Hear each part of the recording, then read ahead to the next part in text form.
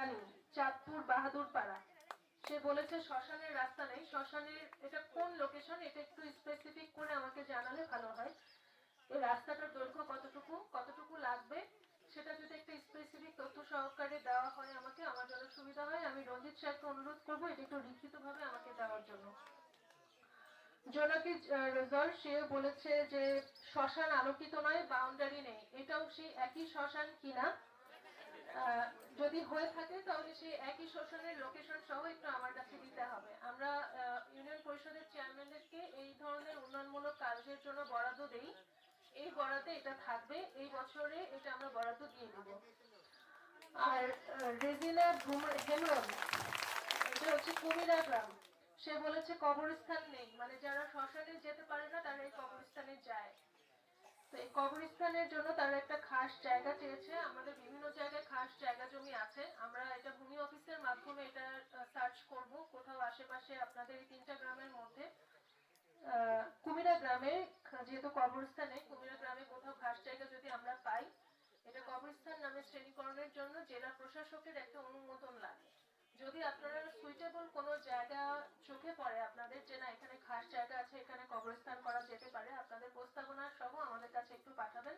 আর আমরাও এটা সার্চে থাকবো যে কোথাও যদি খাস জায়গা পাই অবশ্যই এটা কবরস্থান করার জন্য এটা দেওয়া যায় কিনা।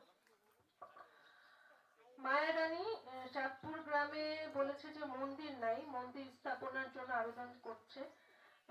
এখানে আশেপাশে কি কোনো মন্দির আছে হয় তাহলে আপনারা মন্দির ভিত্তিক যে গণশিক্ষা কার্যক্রম, সেই কার্যক্রমের আওতায় অটোমেটিক চলে আসবেন। আমরা এটা নিয়েও কাজ করতে চাই। ত্রিপুরি রানী বলেছে যে সরকারি মোটর নেই, সুপেয় পানি নেই। সুপেয় পানির ব্যবস্থার জন্য আমরা বিভিন্ন জায়গায় বরাদ্দ দিচ্ছি। আমাদের জনস্বাস্থ্য ডিপার্টমেন্ট একটা আছে, জনস্বাস্থ্য বিভাগ, সেখানে জনস্বাস্থ্য বিভাগ থেকে সাধারণত এই পানি এবং স্যানিটেশন, টয়লেট, ল্যাট্রিনের ব্যবস্থা করা হয়। এটা আপনাদের জানাটা খুবই জরুরি। জনস্বাস্থ্য ডিপার্টমেন্টে আমি এই এলাকায় কোথায় আপনারা সরকারিভাবে টিউবওয়েল চান নাকি মোটর সাবমার্সিবল পাম্প চান সেটা নিয়ে আমাকে লোকেশন সহ একটু জানানোর জন্য আমি আপনাদের প্রতিনিধিকে অনুরোধ জানাবো। এটা খুব দ্রুত করতে হবে, এটা অলরেডি অ্যালটমেন্ট চলে আসে, এটা জানা থাকলে আমরা এটা খুব দ্রুত শুরু করতে পারবো। বেনু মন্ডল বলেছেন সরকারি জলমহল লিজ মুক্ত রাখতে হবে। সাধারণত সরকারি জলমহলগুলো লিজ দেওয়া হয় বৈশাখ মাসের শুরুতে। তো বৈশাখ মাসের শুরুতে যেহেতু এই লিস্টটা কাউন্ট হয়, তারও তোড়জোড় শুরু হয় আরো 1 মাস আগে থেকে, তার মানে চৈত্র মাসে, সেই হিসাব করলে মার্চ মাসে। সাধারণত ফেব্রুয়ারি মার্চের দিকে যখন জলমহল ইজারার জন্য তালিকাগুলো তৈরি হয়, তখন এই আবেদনটা করলে আমাদের জন্য সুবিধা হয়।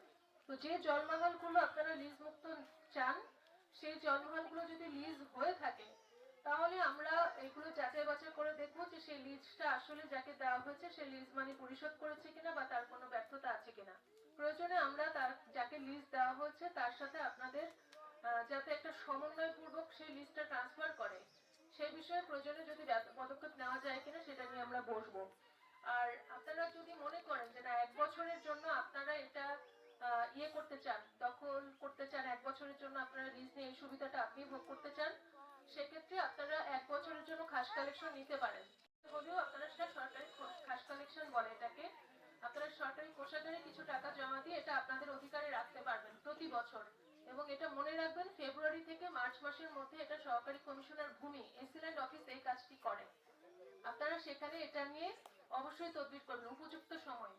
এবং আমরা এটা লিজ বাতিল করা যায় কিনা এটা উপজেলার যে রাজস্ব সভা হয় সেটা নিয়ে বসবো। জলমহল ব্যবস্থাপনা কমিটি আছে, যদি প্রয়োজন হয় আমরা দরকার হলে স্পেশাল একটা মিটিং দিয়ে এটা বাতিল করার জন্য প্রয়োজনীয় উদ্যোগ গ্রহণ করব।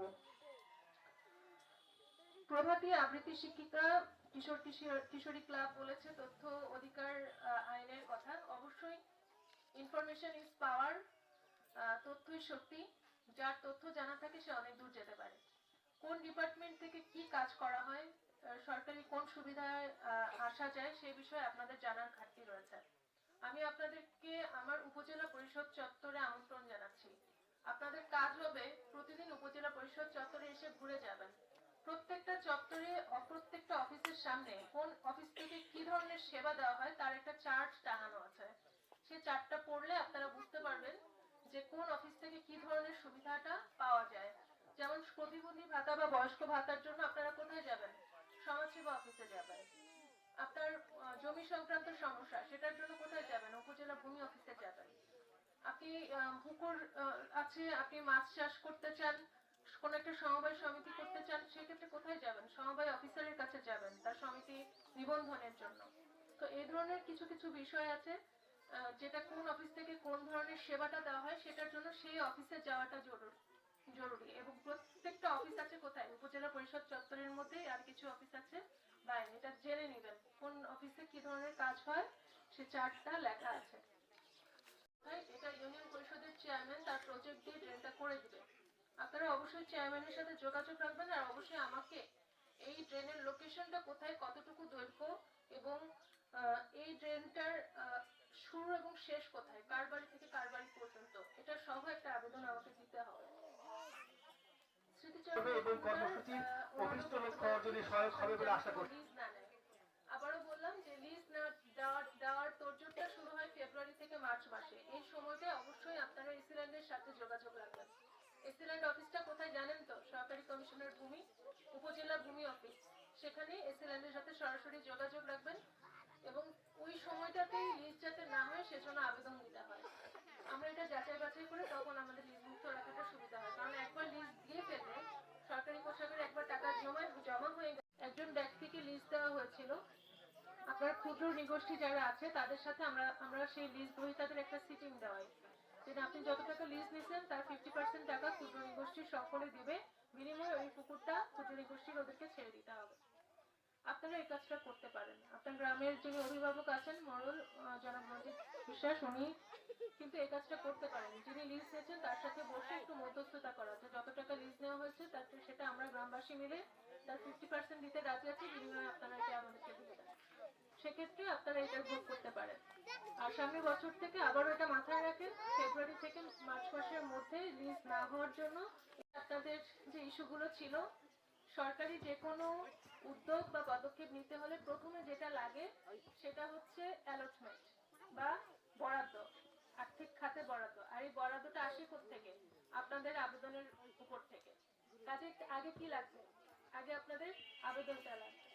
আপনাদের আবেদন যেটা আমি নোট নিলাম সেটা আমার নোট থাকবে, কিন্তু আমার কাছে কিন্তু পূর্ণাঙ্গ নোটটা দেন যে আপনার ড্রেনটা লাগবে কার বাড়ি থেকে কার বাড়ি পর্যন্ত, সেই নোট আমার কাছে নেই। আপনার শ্মশান লাগবে কোন লোকেশনে লাগবে সেই নোটটা আমার কাছে নেই। আপনার রাস্তা লাগবে কার বাড়ি থেকে কার বাড়ি পর্যন্ত বা ড্রেন, এগুলো কিন্তু আমার লাগবে, না হলে আমি পারবো না। আমি তথ্যের ঘাটতির মধ্যে পড়ে যাচ্ছি। একটু শিশুরাকে একটু আলাদা করতে হবে। বিশেষ করে বাচ্চাদের জন্য যারা অভিভাবক আছেন আমি অনুরোধ করব, বাচ্চাদেরকে লেখাপড়া করান। মেয়েদেরকে বিয়ে দিবেন না, বাল্য বিয়ে দিবেন না, তাদেরকে সম্পদে পরিণত করেন। আর সৃষ্টিকর্তা সবার এক, সৃষ্টিকর্তার কাছে আপনাদের জন্য দোয়া করি আপনারা সুস্বাস্থ্যের অধিকারী হন, দীর্ঘায়ু হন। আপনাদের কল্যাণ কামনা করে আজকে আপনাদের কাছ থেকে বিদায় নিচ্ছি। আমাদের জন্য দোয়া রাখবেন। ভালো থাকবেন।